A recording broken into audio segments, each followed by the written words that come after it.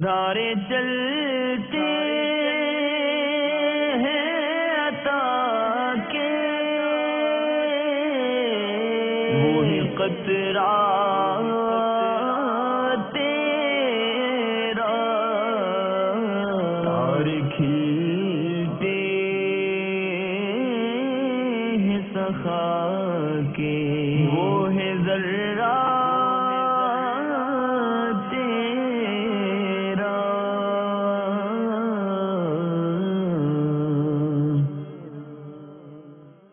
الحمد لله رب العالمين والصلاة والسلام على سيد المرسلين أما بعد فأعوذ بالله من الشيطان الرجيم بسم الله الرحمن الرحيم الصلاة والسلام عليك يا رسول الله وعلى آلك وأصحابك يا حبيب الله الصلاة والسلام عليك يا نبي الله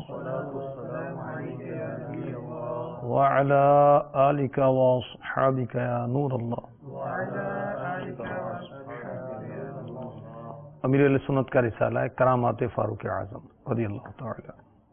اس میں صفحہ نمبر 1 پر ترمذی شریف حدیث نمبر 486 کے حوالے سے لکھا ہے، حضرت سیدنا عمر بن خطاب رضی اللہ تعالی عنہ فرماتے ہیں، بے شک دعا زمین و آسمان کے درمیان ٹھہری رہتی ہے اور اس سے کوئی چیز اوپر کی طرف نہیں جاتی جب تک تم اپنے نبی اکرم صلی اللہ تعالی علیہ وآلہ وسلم پر درود پاک نہ پڑھ لو.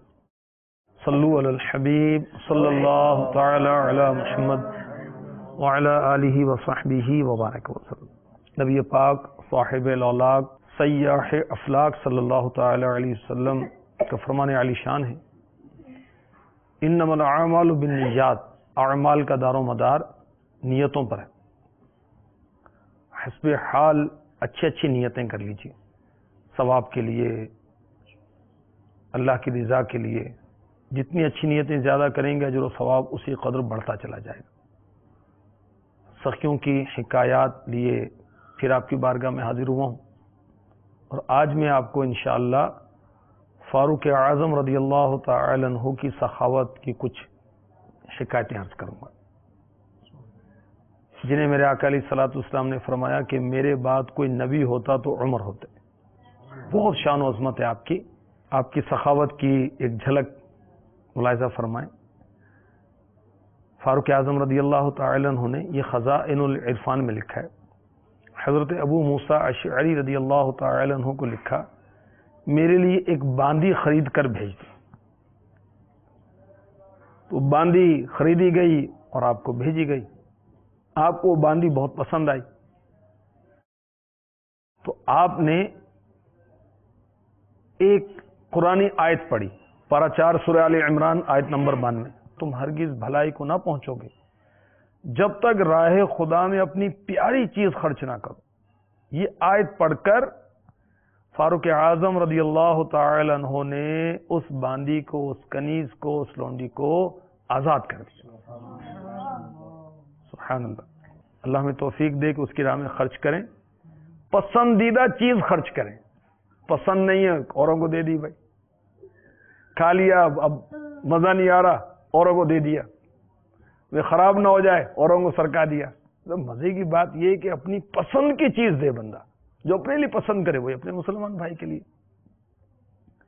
غزوہ تبوک کے موقع پر فاروق اعظم رضی اللہ تعالی عنہ نے اپنا آدھا مال، نصف مال راہ رب ذوالجلال میں پیش کر دیا تھا.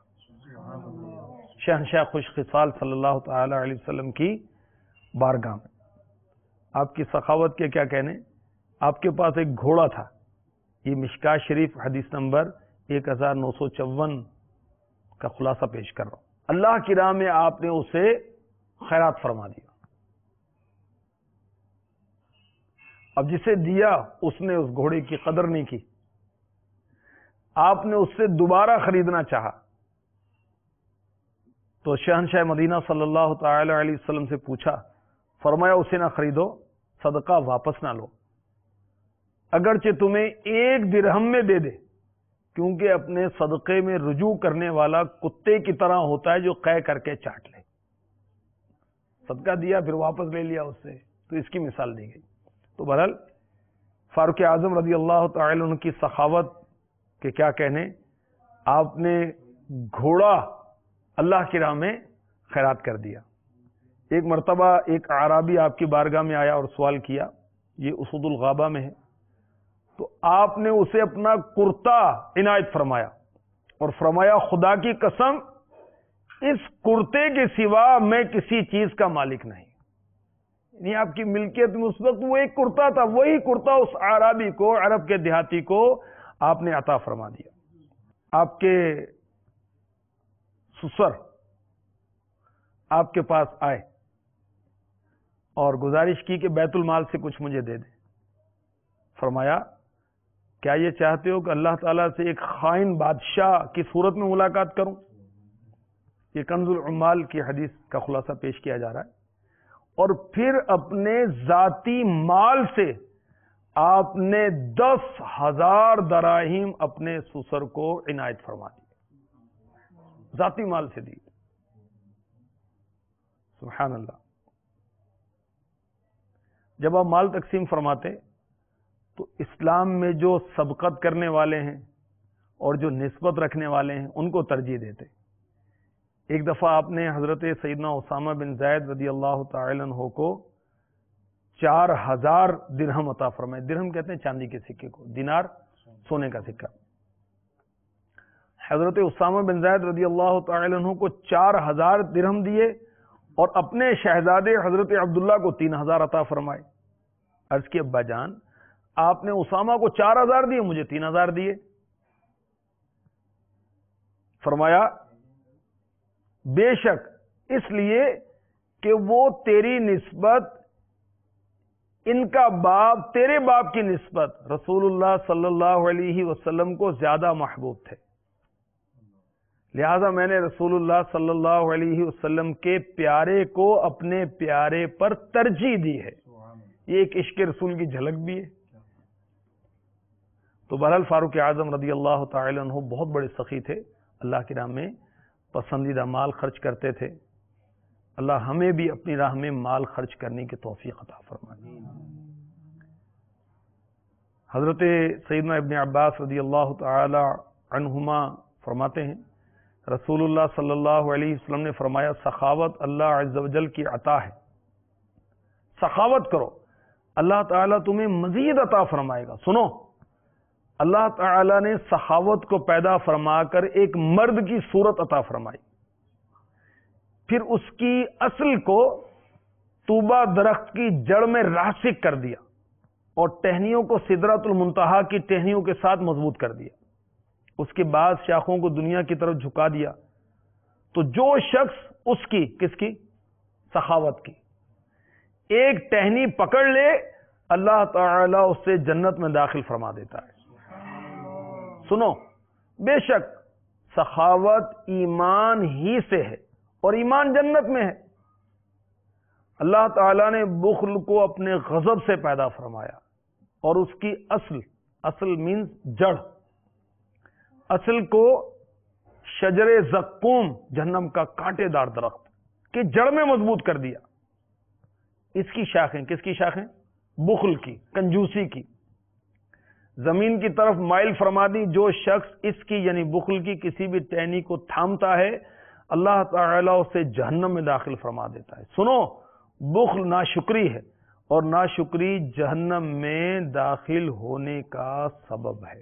ضیاء صدقات مکتبۃ المدینہ کی مطبوعہ کتاب ہے، یہ روایت اس میں لکھی ہوئی اور بہت پیاری کتاب ہے، مبلغین کے لیے، مبلغات کے لیے، ہر اسلامی بھائی کے لیے مفید ہے۔ زکوٰۃ کے بارے میں، قناعت کے بارے میں، صدقات کے برکات کے بارے میں، بخل کے نقصانات کے بارے میں اس میں بے شمار آیات، احادیث اور روایات، حکایات درج ہیں۔ تو بہرحال اللہ اپنی راہ میں ہمیں خوش دلی کے ساتھ خیرات کرنے کی توفیق عطا فرمائے، زکوٰۃ دینے کی توفیق عطا فرمائے، فطرہ ادا کرنے کی توفیق عطا فرمائے۔ خوش دلی کے ساتھ ماں کو دیں، باپ کو دیں، بھائی کو دیں، بہن کو دیں، اولاد پر خرچ کریں، یہ بھی اللہ کی راہ میں خرچ کرنا ہے۔ بھئی قریبی مسجد بن رہی ہے، کیوں نہیں خرچ کرتے اس میں؟ بھائی اپنے مکان پر تو لگا رہے ہو، اللہ کے بندے اللہ کے گھر پر بھی تو لگاؤ۔ دعوت اسلامی کے مدنی کاموں کے لیے خرچ کریں، دعوت اسلامی کہ شعبے وہ کم و بیش 95. آئیے چند شعبوں کے میں آپ کو تعارف بھی کرا دوں. جامعۃ المدینہ للبنین یعنی بچوں کے جامعہ. یہ جامعۃ المدینہ جو ہیں یہ علماء پروڈکشن کے لیے ہیں. اس میں علماء بنائے جاتے ہیں الحمدللہ، اور علوم اسلامیہ کورس کروایا جاتا ہے، مدنی کام بھی سکھایا جاتا ہے، بعمل مسلمان بنایا جاتا ہے. پاکستان میں اس وقت جامعۃ المدینہ جو ہیں کم و بیش 165 چل رہے ہیں، اور ہر سال شوال میں اس کا اضافہ ہو جاتا ہے. طلباء تو ہزاروں ہیں، کم و بیش شاید کوئی 10-12 ہزار ہوں گے الحمدللہ. اس میں بھی اضافہ ہوتا رہتا ہے. جامعۃ المدینہ للبنات بھی ہے، یعنی بچیوں کے لیے جامعہ، یعنی بچیوں کو عالمہ بنایا جاتا ہے، جہاں پر درس نظامی کروایا جاتا ہے، فیضان شریعت کورس کروایا جاتا ہے، مدنی کام کرنا سکھایا جاتا ہے، بعمل اسلامی بہن بنایا جاتا ہے. پاکستان میں 185 جامعہ اسلامی بہنوں کے قائم ہو چکے ہیں الحمدللہ. ہزاروں بچیاں پڑھ رہی ہیں. مدرسۃ المدینہ دعوت اسلامی کے تحت قائم ہے. اس میں غیر مقیم بھی ہیں، اس میں مقیم بھی ہیں، اس میں کل وقتی بھی ہیں، اس میں جز وقت بھی ہیں. مدرسۃ المدینہ آن لائن بھی ہیں، آن لائن للبنین بھی ہیں، للبنات بھی ہیں، بچوں کے لیے بھی، بچیوں کے لیے بھی ہیں. اور اس وقت پاکستان میں 2000 سے زائد مدرسے چل رہے ہیں. طلباء و طالبات کی تعداد جو ہے 1 لاکھ سے زیادہ ہے. خرچہ کتنا ہوگا؟ گھر میں 5 کی فیملی ہے، خرچہ کتنا ہوتا ہے؟ ہزاروں کا، بعض کا لاکھوں کا، بعض کا لاکھوں لاکھ کا. اور جن کے ہاں 1 لاکھ سے زائد مدنی منع اور مدنی منیاں پڑھ رہی ہوں، ان کے خرچے کتنے ہوں گے؟ 57 کروڑ سے زیادہ خرچہ ہے صرف ایک مدرسۃ المدینہ شعبے کا. دعوت اسلامی کے خرچے اب اربوں روپے میں داخل ہو گئے، اربوں، اور اربوں میں داخل ہوئے بھی ایک عرصہ ہو گیا. پرل دعوت اسلامی کے بہت سارے شعبے قائم ہیں. مدرسۃ المدینہ للبنین بھی ہیں، مدرسۃ المدینہ للبنات بھی ہیں. مدرسۃ المدینہ کے کورسز بھی کرائے جاتے ہیں تاکہ مدرس اسلامی بھائی تیار کیے جائیں، قاری تیار کیے جائیں، قاریہ اسلامی بہنیں تیار کی جائیں. اسلامی بہنوں کے کورسز اسلامی بہنیں ہی کرواتی ہیں. پھر مدرسۃ المدینہ بالغان بھی قائم ہے، اور بہت سارے کام دھندے آتے ہیں. روب جمانے کے لیے انگلش کے 2 الفاظ بھی سیکھ لیے. اللہ کے بندے تجھے قرآن تو آتا نہیں، تجھے کیا آتا ہے؟ تو پڑھا لکھا جاہل ہے.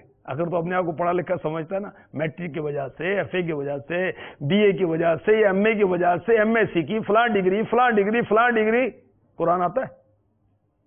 نماز جنازہ آتی؟ نماز کی شرائط و فرائض معلوم ہے؟ تو پھر تو پڑھا لکھا ہے مگر پھر بھی جاہل ہے. پڑھا لکھا جاہل ہے، ناراض نہ ہو بھائی. تو مدرسۃ المدینہ بالغان میں الحمدللہ عز و جل صرف 41 منٹ کے لیے قرآن پاک پڑھایا جاتا ہے، ساتھ میں سنتیں بھی سکھائی جاتی ہیں، نماز بھی سکھائی جاتی ہیں. اور یہ مدارس کوئی عمارت نہیں بنائی جاتی، عمارتیں بنی ہوئی، مسجدیں بنی ہوئی، اس میں بیٹھ کر اسلام میں پڑھتے ہیں. دکان میں بھی پڑھتے ہیں، مکان میں بھی پڑھتے ہیں، ڈرائنگ روم میں پڑھتے ہیں، فیکٹریوں میں بھی اس کی ترکیب ہوتی ہے، اسکولوں میں، کالجز میں، ہاسٹلس میں بھی اس کی ترکیب ہوتی ہے، کلینک میں بھی ہو سکتی ہے. آپ کے جو کورٹ کچہریوں میں آپ بیٹھتے ہیں وہاں بھی ترکیب بنا لیں بھائی. سارا دن بیٹھے رہتے ہیں، اپنی شاپ پر ترکیب کر لیں، صبح صبح کسی ٹائم بائی ترکیب بنا لیں، 41 منٹ آپ کو قرآن پڑھا دے گا. مدرسۃ المدینہ آن لائن جو ہے، اس کے ذریعے قاری اسلامی بھائی نیٹ کے ذریعے دنیا بھر کے اسلامی بھائیوں کو قرآن پڑھاتے ہیں. الحمدللہ پاکستان میں کئی شہروں میں اس کی ترکیب ہے، اور نیٹ کے ذریعے سے امریکہ کے مسلمانوں کو، یو کے مسلمانوں کو، جرمنی کے مسلمانوں کو، مطلب افریقہ میں دنیا بھر کے مسلمانوں کو قرآن پڑھاتے ہیں فری آف کاسٹ. اسلامی بہنیں دنیا بھر کی اسلامی بہنوں کو قرآن پڑھاتی ہیں الحمدللہ. یہ بھی ایک شعبہ ہے دعوت اسلامی کا. اور اس میں اب جامعہ کی ترکیب اور دیگر تراکیب بھی الحمدللہ بڑھتی چلی جا رہی ہے. اس کی بہاریں بھی سامنے آتی رہتی. بہرحال اللہ تبارک و تعالیٰ فاروق اعظم رضی اللہ تعالی عنہ کے صدقے میں ہمیں دینے والا بنائے، لینے والا نہ کرے، اور اللہ کے دیے ہوئے مال سے خوش دلی کے ساتھ اس کی راہ میں خرچ کرنے کی توفیق عطا فرمائے. آمین بجاہ النبی الامین صلی اللہ تعالی علیہ وسلم. دارے چلتے ہیں عطا کے، وہی قطرہ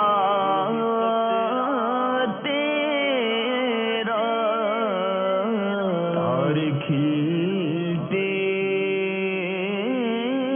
ہیں سخا کے، وہ ہے ذرہ